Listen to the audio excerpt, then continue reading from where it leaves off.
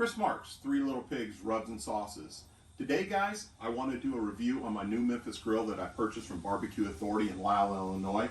As most of you know, I'm a true barbecue purist, and pellets are a little bit new to me. But you know what?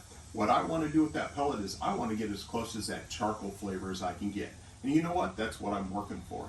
This Memphis Pellet Grill, I've actually cooked about 20 to 40 hours on it already, or run through probably about 60 pounds of pellets in it. So I've cooked on it very significant.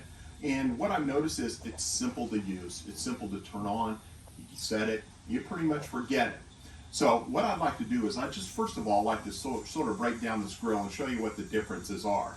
So when you come into the inside of this grill, first thing you're going to notice the seal. It's very well sealed. This is actually metal, and it seals up very well, so we don't have a lot of leakage in it. Next thing you can see is all our grates are stainless.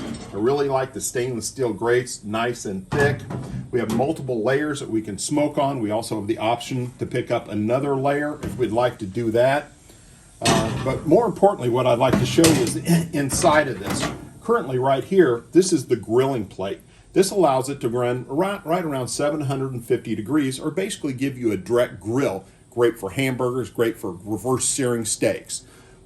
We have a simple tool over here, and this tool pops right in like this. Lifts this up. Now I can replace it with the smoking plate. So this is the smoking plate, and doesn't allow the direct heat to get to it, and it gives it the ability to slow that cooking process down a little bit. So I'm going to put the grates back in. So now I have it set up for the smoker, primarily run about 250 to 275. The pellets on this unit are loaded from the back side, so I do not have a side hopper on this. I really like loading from the back. Now it is a little bit of an inconvenience when I do have it in an outdoor kitchen faced up against my house.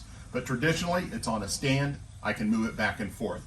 Works very well. I'm able to put up to 40 pounds of pellets in this guy. Okay, the next great thing that I like, I don't have to have a vacuum.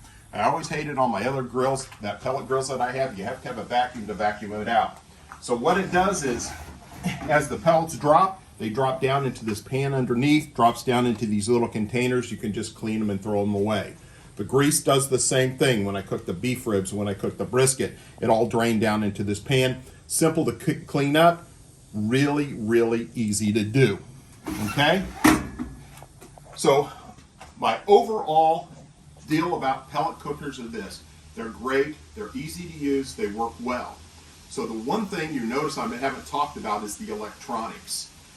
I really have a tendency to stay away from the electronics.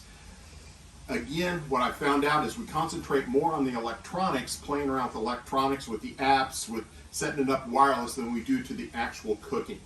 And so all my pellet cookers, I really don't use it at all. I've been very fortunate the last year in my classes. I've taught on 9 different manufacturer smokers. All of them work well, but the sales pitch is more on the electronics than on the cooking. I think that sales pitch should come back to how well the smokers cook, which they all do a really good job. But I'm also in the process of doing this to help everybody out. I'm trying to take my charcoal methods and techniques, and I'm migrating to pellet to see how close I can get to giving you that true charcoal flavor that you get off a traditional pit, traditional stick burner charcoal guy versus that pellet cooker. So I'm in the process of putting together a YouTube video on beef ribs. I'm going to do them on a charcoal smoker, I'm going to do them on a pellet smoker, and we'll do a 1-to-1 comparison. But my goal is this, is to help you guys, the pellet guys, get to almost that 100% charcoal flavor.